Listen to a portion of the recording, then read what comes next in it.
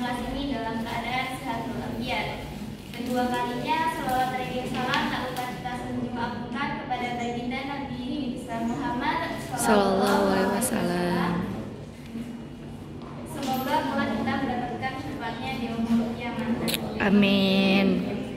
Di sini kami dari kelompok 2 kelas A2 akan mempresentasikan tentang pemanfaatan dan jenis model media CAI atau CBI. Adapun anggota dari kelompok 2 kelas A2 yaitu yang terdiri dari Devi Adisa Prasasti, Dwi Febrian, Ferisa Nurashid Hasan, Ilhan Aditya, Iwayan Subrata, Pupu Santoso, Nur Anissa, dan Septiana Anurati. Rangkaian acara yang akan kita lalui pada hari ini yaitu yang pertama pembukaan, dan yang kedua penyampaian materi, dan yang ketiga tanya jawab, dan yang terakhir penutup. Marilah kita buka acara ini dengan mengucapkan lafaz basmalah. Bismillahirrahmanirrahim. Untuk yang selanjutnya yaitu penyampaian materi yang pertama akan disampaikan oleh Iwayan Subrata. Kepadanya saya persilahkan.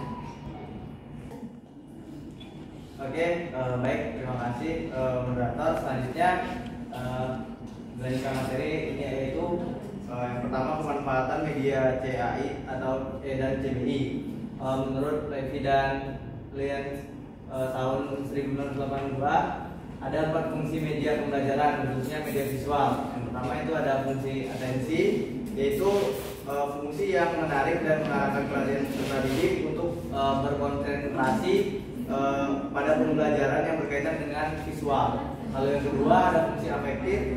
Fungsi afektif ini dapat terlihat dan dari tingkat kenikmatan peserta didik ketika belajar. Seperti itu. Jadi ketika medianya bagus, peserta didik akan mudah memahami pembelajaran. Lalu yang ketiga ada yang ketiga ada fungsi kognitif. Fungsi kognitif ini adalah fungsi yang dimana visual atau media visual itu dapat terlihat dari tingkatan kenikmatan peserta didik atau saat mengungkapkan bagian lambang visual dari gambar dan memperlancar pencapaian tujuan untuk memahami dan mengingat informasi atau pesan yang terkandung dalam gambar. Lalu yang terakhir ada fungsi kompensatoris. Fungsi ini merupakan hasil dari penelitian bahwa media visual yang memberikan konteks untuk memahami teks membantu peserta didik yang lemah dan membaca untuk mengorganisasikan informasi dalam teks dan mengingatnya kembali. Jadi dalam sebuah pembelajaran ini pendidik dapat memanfaatkan pembelajaran CAI untuk membantu peserta didik memahami suatu materi dan dapat mengulang materi tersebut berulang kali sampai peserta didik itu dapat memahami materi seperti itu. Next. Nah, yang selanjutnya akan dijelaskan materi kedua. Baik, terima kasih kepada Wayan yang sudah menyampaikan materi yang pertama. Untuk materi yang kedua akan disampaikan oleh Nur Anissa. Kepadanya saya persilakan. Baik, terima kasih moderator atas kesempatannya. Di sini saya akan menjelaskan mengenai jenis model media CAI atau Computer Assisted Animation. Next. Jadi menurut Menko Pdip di tahun 1988, model program CAI ini selaras dengan pengklasifikasian yang dilakukan di Diageo yang menyatakan bahwa jenis aplikasi CAI yang menarik mengikuti yang pertama ada program simulation. Jadi program simulation ini merupakan suatu model dari suatu kenyataan atau imajinasi dari suatu sistem objek atau berbagai kenyataan. Jadi peserta didik seolah-olah terlibat dan mengalami kejadian yang sesungguhnya. Yang kedua adalah permainan atau games instruksional.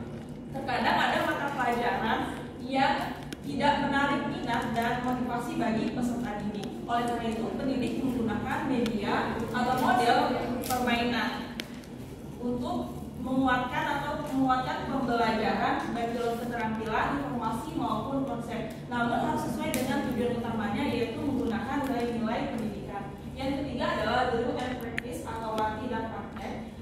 Jadi di sini peserta didik akan melakukan latihan-latihan atau praktek secara sistematis yang dilakukan secara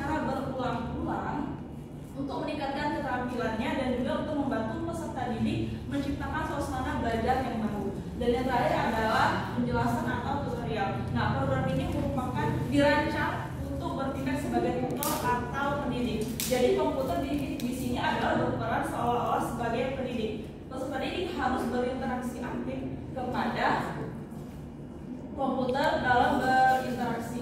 Nah, contohnya adalah dalam sebuah komputer ini ada materi yang dijelaskan. Kemudian materi tersebut akan diberikan latihan. Nah, latihan tersebut akan dikerjakan oleh peserta didik. Nah, kemudian respon dari peserta didik tersebut akan dianalisis oleh komputer. Kemudian peserta didik akan mendapatkan suatu umpan balik dari hasil jawabannya di komputer tersebut. Sekian dari saya kembalikan kepada materi yang kedua. Untuk materi yang ketiga akan disampaikan oleh Dewi Elisa Prasasti. Kepadanya saya persilakan. Baik, terima kasih moderator atas penampilannya. Di sini saya akan melanjutkan yaitu tentang model pembelajaran computer based instruction atau CBI. Nah, jenis model pembelajaran CBI dalam aplikasi pembelajaran berisikan yang pertama ada model drills. Model drills adalah suatu model dalam pembelajaran dengan cara peserta didik terhadap bahan pelajaran yang sudah diberikan. Melalui media ini akan ditanamkan kebiasaan berkontribusi dalam berkata dan dengan latihan secara terus-menerus akan menambah kecepatan, ketepatan dan kesempurnaan dalam melaksanakan sesuatu serta dapat pula dipakai sebagai suatu cara untuk mengulangi bahan latihan. Tujuan dari model drills ini adalah untuk memberikan pengalaman belajar yang lebih konkret dengan penciptaan tiruan-tiruan bentuk pengalaman yang mendekati suasana sebenarnya. Lalu yang kedua ada model tutorial. Program tutorial pada dasarnya sama dengan program pembimbingan yang bertujuan untuk memberikan bantuan kepada peserta didik agar dapat mencapai hasil secara optimal. Kegiatan ini memang sangat dibutuhkan sebab peserta didik yang dibimbing melaksanakan kegiatan mandiri bersumber dari modul-modul dalam bidang pembelajaran. Kemudian tujuan untuk pembelajaran tutorial yaitu yang pertama untuk meningkatkan penguasaan pengetahuan peserta didik sesuai dengan yang dimuat dalam software pembelajaran, melakukan usaha-usaha pengayaan materi yang relevan. Lalu yang kedua untuk meningkatkan kemampuan dan keterampilan peserta didik tentang cara memecahkan masalah, mengatasi kesulitan atau hambatan agar mampu membimbing diri sendiri. Lalu yang terakhir untuk meningkatkan kemampuan peserta didik untuk belajar mandiri dan menerapkannya pada masing-masing CBI yang sedang dipelajari. Selanjutnya yaitu model simulasi. Pada dasarnya merupakan salah satu strategi pembelajaran yang bertujuan untuk memberikan pengalaman belajar yang lebih konkret melalui penciptaan tiruan-tiruan bentuk pengalaman yang mengikuti suasana sebenarnya dan berlangsung dalam suasana yang tanpa risiko sesuai dengan yang telah dijelaskan oleh saudara tadi. Lalu selanjutnya model simulasi ini menampilkan materi pelajaran yang dikemas dalam bentuk animasi yang menjelaskan konten secara menarik, hidup dan memadukan unsur teks, gambar, audio, gerak dan paduan warna, ilustrasi dan memoris. Terus selanjutnya itu model permainan atau instructional games merupakan salah satu bentuk metode dalam pembelajaran berbasis komputer yang tujuannya adalah untuk menyediakan pengalaman belajar yang memberikan fasilitas belajar untuk menambah kemampuan peserta didik melalui permainan yang mendidik.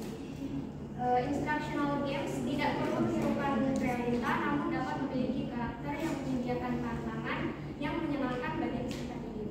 Sekian dari saya kembalikan ke Terima kasih kepada Dewi yang telah menyampaikan materi yang ketiga. Untuk materi yang keempat atau materi yang terakhir akan disampaikan oleh Farisa Nurasi Bahasan. Kepadanya saya persilakan.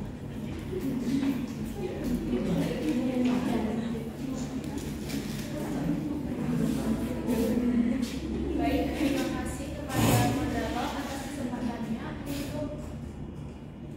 untuk materi yang selanjutnya yaitu mengenai penerapan media pembelajaran CAI atau CBI. Menurut Coburn dalam Budiana tahun 2003, penggunaan komputer dalam kegiatan pembelajaran dapat diklasifikasikan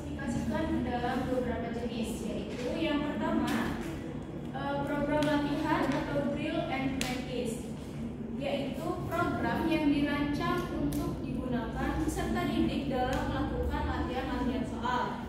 Misalnya dalam penerapannya dalam pembelajaran matematika, peserta didik menggunakan program komputer untuk mempraktikkan tabel perkalian.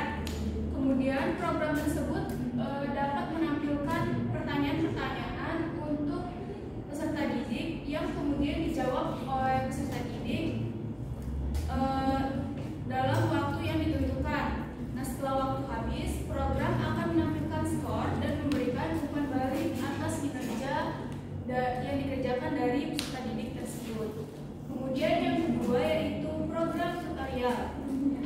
Program tutorial yaitu program yang dirancang agar komputer dapat berlaku sebagai tutor dalam proses pembelajaran. Dalam penerapannya, misalnya dalam pembelajaran tata bahasa Inggris, peserta didik dapat diberikan tutorial oleh program komputer yang menjelaskan aturan tata bahasa dengan rinci beserta contoh-contohnya. Kemudian peserta didik memiliki kesempatan mengerjakan latihan yang dapat melihat jawaban yang benar dan penjelasan untuk soal yang salah setelahnya. Kemudian setelahnya program akan mengidentifikasikan bagian yang memerlukan pemahaman tambahan dan memberikan tutorial tambahan secara otomatis. Kemudian untuk penerapan yang ketiga yaitu program demonstrasi, yaitu program yang digunakan untuk memvisualisasikan konsep yang abstrak. Dalam penerapannya, misalnya dalam pembelajaran siklus air, program menyajikan demonstrasi interaktif tentang siklus air di alam. Dengan hal itu, peserta didik dapat melihat animasi tentang penguapan, kondensasi, presipitasi, dan infiltrasi air dalam siklus tersebut. Kemudian, program komputer dapat memberikan penjelasan yang detail tentang setiap tahapan siklus air dan interaksi antara komponen-komponennya. Dengan hal itu, peserta didik juga dapat ikut serta untuk memanipulasi elemen-elemen komponen siklus air sehingga dapat melihat bagaimana perubahan dalam satu bagian tersebut untuk mempengaruhi seluruh proses siklus air tersebut. Kemudian untuk penerapan yang keempat yaitu mengenai program simulasi, di mana program simulasi ini digunakan untuk memvisualisasikan proses yang dinamis. Misalnya penerapannya, peserta didik dapat menggunakan program komputer untuk memahami konsep gerak dan gaya dalam fisika. Peserta didik dapat mengatur parameter seperti massa, percepatan, dan gaya pada suatu objek virtual. Dengan mengubah parameter tersebut, peserta didik dapat melihat bagaimana perubahan tersebut dapat mempengaruhi gerak objek secara visual. Selain itu, peserta didik juga dapat mengulang simulasi yang dilakukan agar dapat lebih memahami bagaimana hubungan antara gerak, gaya, dan massa yang sudah disimulasikan tersebut. Kemudian untuk yang terakhir yaitu program permainan instruksional, di mana yaitu program yang digunakan untuk permainan dengan menggunakan instruksi-instruksi komputer untuk meningkatkan pemahaman materi yang diajarkan. Penerapannya misalnya dalam pembelajaran bahasa Inggris, peserta didik dapat diajak untuk bermain permainan teka-teki kata. Mereka dapat diberi tantangan untuk mengisi kata-kata yang hilang dalam suatu kalimat atau menyusun kata-kata menjadi kalimat yang benar. Selanjutnya program komputer yang digunakan dapat memberikan poin atau penghargaan untuk setiap jawaban yang benar dan memungkinkan peserta didik untuk bersaing dengan teman-temannya dalam perolehan skor. Baik, sekian materi yang dapat saya sampaikan. Saya kembalikan kepada moderator.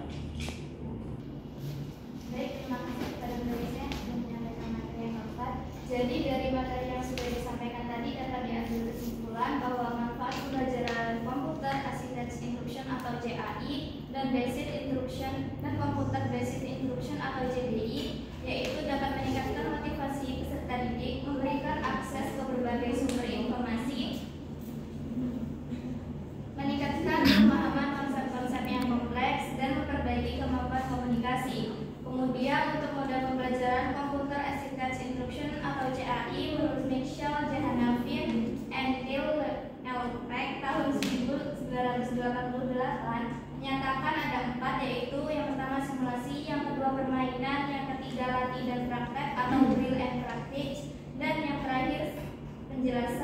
tutorial. Sedangkan model pembelajaran Computer Based Instruction atau CBI meliputi model real, model tutorial, model simulasi, dan model permainan. Untuk acara yang selanjutnya yaitu sesi tanya jawab. Mungkin dari teman-teman ada yang ingin bertanya, saya silakan. Izin bertanya. Perkenalkan, nama saya Hambatan Mukti dengan NPM 2113053131. Pertanyaannya, apa saja faktor yang perlu dipertimbangkan dalam mendesain pembelajaran menggunakan model CAI atau CBI? Pertanyaannya sudah jelas. Pertanyaan selanjutnya bagi teman-teman yang ingin bertanya, silakan. Bagaimana keterlibatan orang tua dapat mendukung pemanfaatan media CAI atau CBI dalam pendidikan?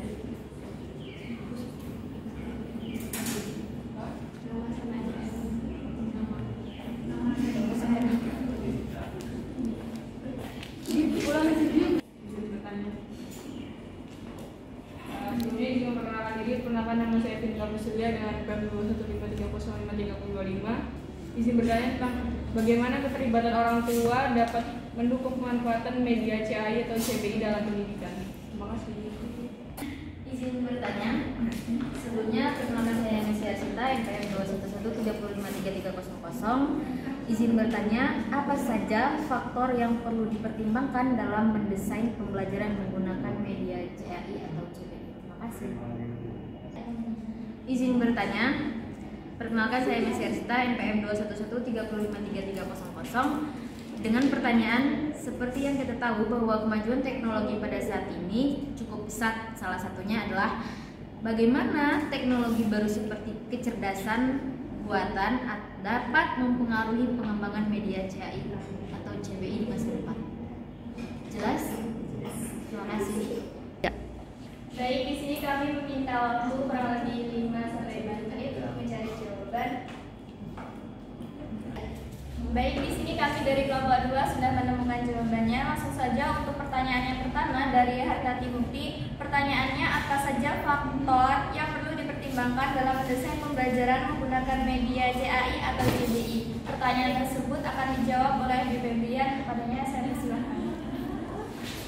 Baik, terima kasih moderator. Di sini saya akan menjawab dari pertanyaan dari Hartati Mukti, yaitu apa saja faktor yang perlu dipertimbangkan dalam mendesain pembelajaran menggunakan media CAI dan CBI.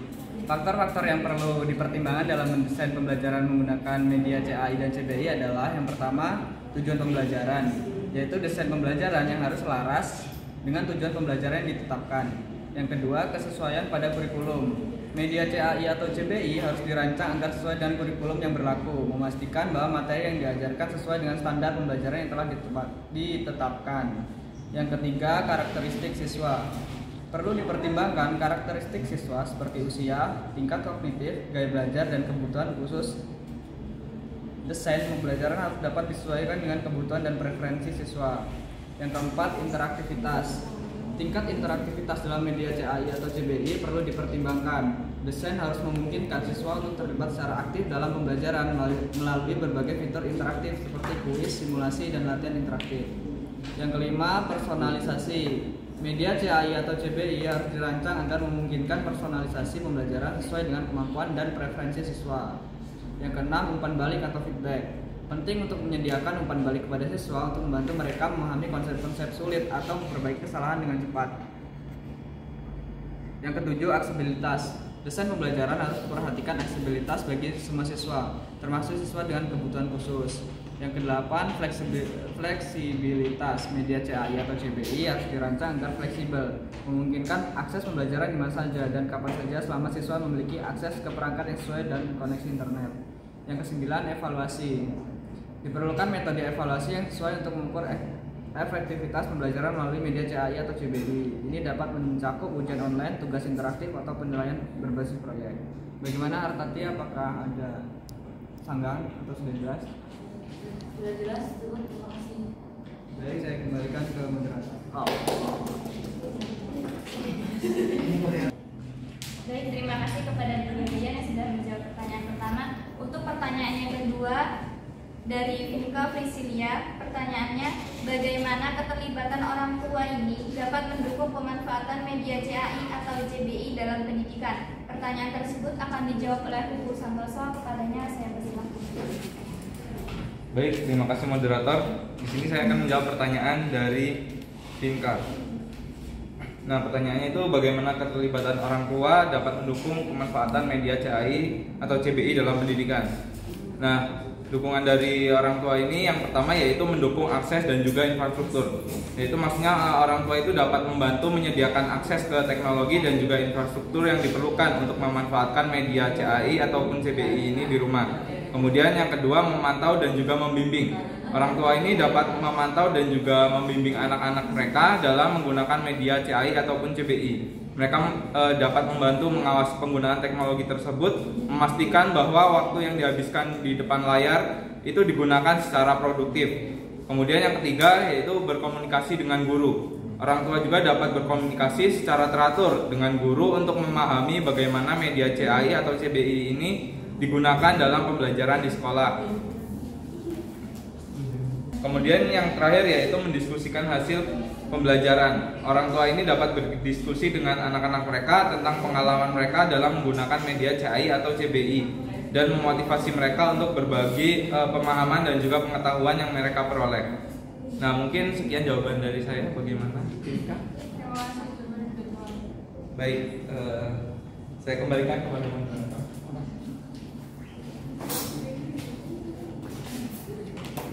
Terima kasih kepada Buku yang sudah menjawab pertanyaan yang kedua. Untuk pertanyaan yang ketiga dari Messi Asita, pertanyaannya seperti yang kita tahu bahwa kemajuan teknologi pada saat ini cukup pesat. Salah satunya adalah AI.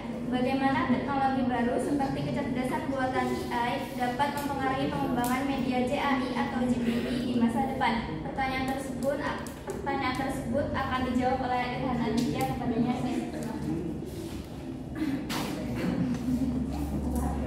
Baik, izin menjawab pertanyaan dari Messi. Teknologi kecerdasan buatan atau AI memiliki potensi besar untuk mengubah landscape pengembangan media CAI atau CBI di masa depan. Salah satu dampak utamanya adalah kemampuan AI untuk personalisasi pembelajaran. Dengan AI, media pembelajaran dapat disesuaikan dengan kebutuhan dan gaya belajar masing-masing siswa secara lebih tepat. Misalnya, AI dapat menganalisis pola belajar siswa, mengidentifikasi kelemahan atau kekuatan mereka dalam memahami materi, dan menyediakan rekomendasi pembelajaran yang disesuaikan.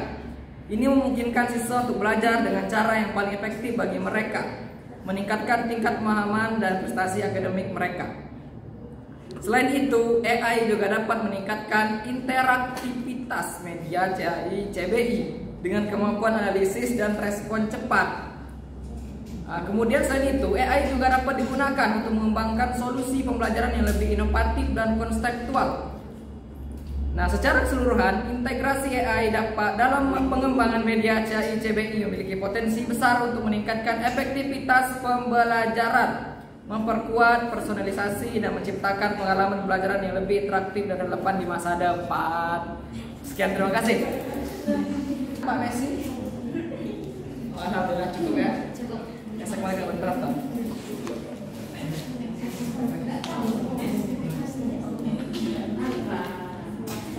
Demikian tadi acara diskusi dan tanya jawab dari kelompok 2. Kemudian acara yang terakhir penutup. Marilah kita tutup acara ini dengan mengucapkan hamdalah.